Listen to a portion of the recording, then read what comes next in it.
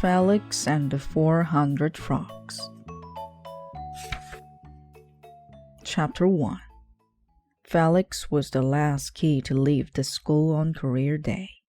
He had chosen his career. He was not going to be a scientist, or a Major League Baseball player, or a bulldozer driver, or even a banker. No, Felix was going to be something really different. Felix was going to be a mind reader, like Farina the Fabulous. He walked home slowly. He was remembering everything that Farina had said. He remembered how she had stared into his eyes and said, "I can tell that you have a gift for mental communication." Felix stopped walking. He had a gift. He didn't notice that he was standing on his neighbor's sprinkler hose. Mr. Noble liked to keep his lawn nice. He was watering the grass with the sprinkler while he planted pansies in a perfect circle around his new lawn elf. Went the sprinkler. And then it stopped totally. Mr. Noble frowned. All of his equipment was in perfect working condition. Then he saw Felix, and his face flushed with anger. "Felix!" he yelled. "Bonehead! Pea-brain! You're stepping on my hose!" Felix jumped off the hose. "Oh, sorry, Mr. Noble. I guess I wasn't paying attention." "Hoodlum! Airhead!" Mr. Noble's voice level was approaching normal, but the veins in his forehead were still popping out. Felix decided to send him a thought message. He stared into Mr. Noble's eyes. "Felix is a nice boy," he said. "You like Felix." Felix could feel the thought waves pulsing out of his brain and radiating in Mr. Noble's direction. Mr. Noble turned purple. "Wipe that look off your face when I'm talking to you," he yelled. "Nincompoop! Rodent!" "I guess I need more practice," Felix said to himself as he headed for home. Chapter 2. Felix decided to ride his bike down to the pond. There was a big green frog sitting on a stump a few feet from shore. It seemed to be staring at Felix in a foolish way. Felix decided to practice thought waves on it. He concentrated hard and stared into the frog's round eyes. "Come to me," he said. "No, you come to me." The words seemed to fill Felix's mind. They were so powerful he couldn't resist them. He jumped. Splash! The next thing Felix knew, he was squatting in the water with his face 6 inches away from the frog. "What happened?" he said to himself. "You obeyed my mental command," said the frog out loud. "That's what happened." "Wow," Felix whispered. "A talking frog." "I am not a talking frog," said the talking frog. "I am the frog princess.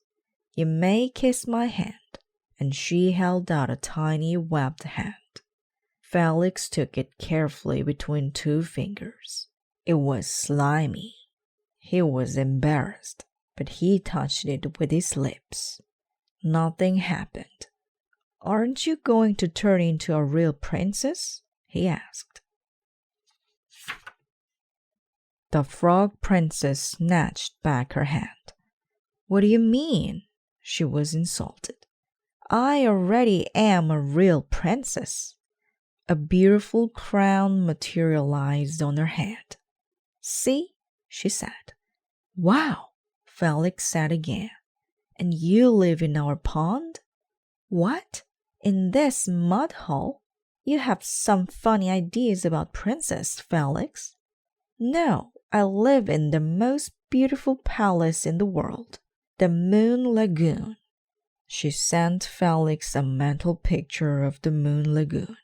He could see it in his head, just like a photograph, all dripping moss and sparkling pools. "I am here on an important mission," the Frog Princess told Felix. "This morning, an evil red-headed man drove right up to the Moon Lagoon. He filled his truck with stones from the royal patio and drove away. And the worst of it is, one of those stones was none other than the magic moonstone." Felix was totally agog. The Frog Princess continued. "We tracked the truck until we reached this town. I have brought my entire army." She waved toward the pond. 400 frogs' heads poked out of the water in unison. They gadunked loudly. Gadunk, gadunk, gadunk. It sounded like a 21-gun salute. She waved again, and they sank back beneath the surface of the pond. Felix blinked. "But now we have lost the trail," the princess wailed, "and we must find the magic moonstone before 8 o'clock tonight." "Why?" asked Felix. "What happens then?" The princess gave him an "how dumb can you get" look and said, "That's when the moon comes out, and if anyone is so much as touching the moonstone, they will be flooded with incredible magic power. It could be a total disaster." "Cool," said Felix. "Can I help?" The princess looked thoughtful. "Can you move freely around the town without arousing suspicion or getting run over?" "Of course," said Felix. "I ride my bike." "Then you shall be my driver." With one magnificent leap, she soared over Felix's head.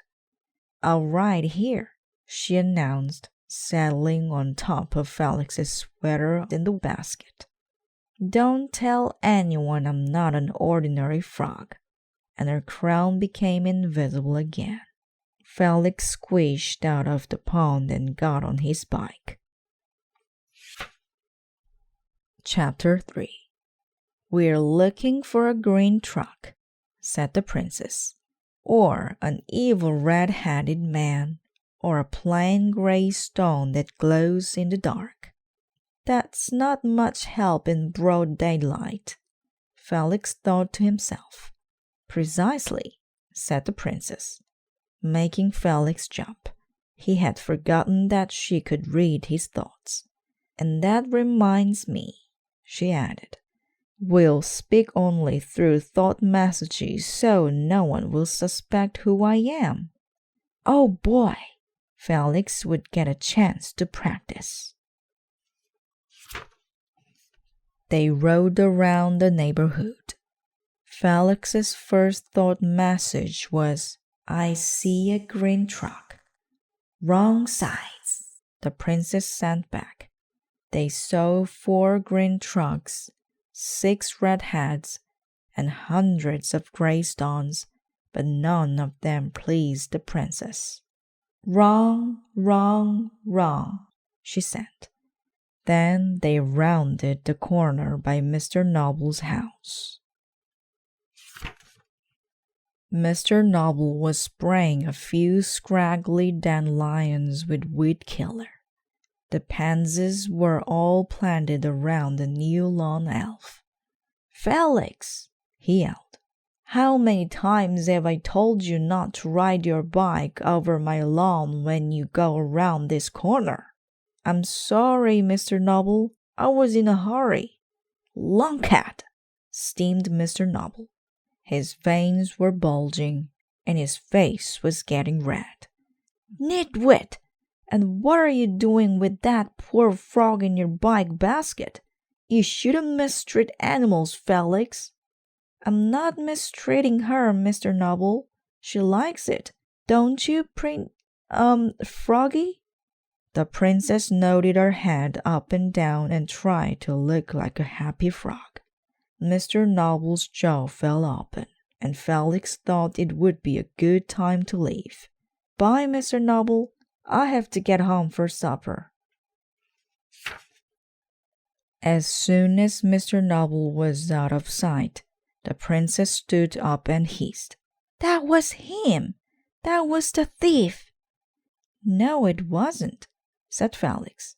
"That was Mr. Noble. He always acts like that. Besides, he doesn't have red hair. He's bald." The princess hopped out of the basket. "I didn't say red-haired. I said red-headed." She bounced off toward the pond. "Thanks for your help, Felix. We can handle it from here." Chapter 4. Felix went home for supper. After he ate, he had to wash the dishes, do his homework, and put on his pajamas. Before climbing into bed, he went to his window and looked out. It was dark. He couldn't see much, but he could hear a lot of gedunking. He looked over at Mr. Noble's house. There was a small glowing light in the front yard. As Felix's eyes got used to the dark, he could see that it was coming from inside the new circle of pansies.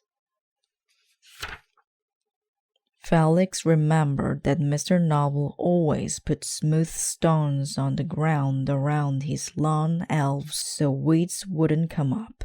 That glow must be coming from one of those stones, the magic moon star. He ran down the stairs and out the back door. Gadunk, gadunk, gadunk. The frog army was lined up in rows on the grass. The princess was ready to launch for attack on Mr. Noble. "Wait!" cried Felix. "I know where the stone is. Follow me." The princess jumped lightly onto Felix's head. He wheeled around, called out, "Forward, march!"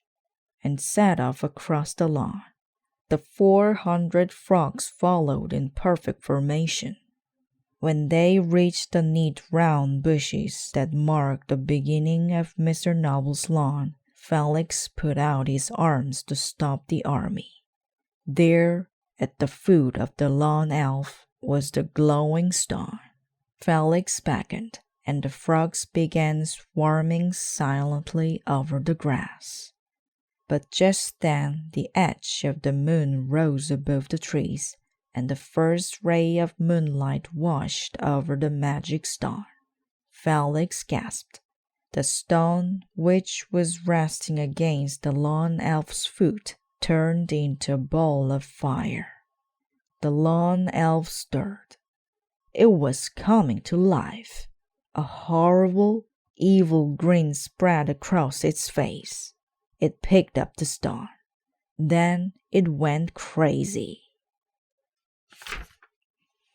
Vroom! It flew around the yard like a balloon rocket. "Ma-ha-ha!" it laughed. It snatched up Mr. Noble's pruning shears and threw them at one of the shrubs. They began cutting by themselves. Clip, clip, clip. They clipped the shrub into the shape of a horrible monster and kept on clipping. The boxwood became a Tyrannosaurus Rex. The privet became 2 sinister sea serpents. Ma-ha-ha! Zo, zo! Lightning bolts shot out of the elf's fingertips and turned the tops of the pillars into gargoyles. Zo! Another lightning bolt split the ground, and a thick brambly hedge grew up all around the yard. The frog soldiers were hopping frantically this way and that, but they couldn't keep up with the magic lawn elf. The princess moaned and cried, "Too late! Too late!" Felix knew he needed to do something fast. and suddenly he had an idea. Mr. Noble kept the shiny ball on a pedestal. He called it a gazing globe, and it was about the size of a basketball. Felix ran over to the globe, grabbed it, and threw it to the elf, shouting, "Think fast, elf!" The elf whirled around, dropped the magic moonstone, and reached out with both hands to catch the globe. The globe lodged between the two outstretched hands and stuck there. The elf never moved again. All the magic had left him the moment the moonstone rolled away. It rolled right into the waiting arms of the princess. The frog army cheered. Felix bowed. Then he heard the slam of Mr. Noble's screen door. Uh-oh. Chapter 5. Mr. Noble's yard was unrecognizable. It had been turned into a garden of horrible monsters, besides which it was full of frogs, and Felix was right in the middle of them. Mr. Noble's face turned red, then purple. The veins in his neck bulged. His mouth opened and closed, but only gurgling sounds came out. He was speechless. Felix didn't know what to do. He looked around wildly for the princess, but she seemed to have disappeared, and the frog soldiers were hopping back toward the pond. Mr. Noble started toward Felix. Felix panicked. "Help!" he thought. "Don't worry, Felix." It was a thought message from the frog princess. "I will now repay you for all your help. Go home and go to bed. I'll take care of the red-headed Mr. Noble." Felix was glad to escape alive. Just before he slipped through the bramble hedge, Felix looked back. Mr. Noble was staring at a small light that floated before him. The frog princess was using the magic moonstone on Mr. Noble. Maybe, Felix thought, she was erasing his memory or something. Felix yawned and went home. Chapter 6. Felix woke up in his own bed. It was morning. What a weird dream. He made a piece of peanut butter toast and went outside in his pajamas. Mr. Noble's yard was hidden by a bramble hedge. Felix had not been dreaming. There was a sign wired onto the bramble hedge. It read, "Noble's Garden of Monsters. Admission $1. Felix slipped in to have a look. Mr. Noble was trimming one of the monster shrubs. "Felix," he yelled, "sneak, tightwad. Just because you live next door doesn't mean you can get in for free. And what are you doing outside in your pajamas?" Felix smiled and went home to get dressed. Mr. Noble hadn't changed at all. Later, he went down to the pond and threw pebbles at the lily pads. He would miss the frog princess. She was a little too stuck up for my taste. The thought message entered Felix's mind. He looked around. There was nobody there but an old snapping turtle on a log, and it was staring into Felix's eye.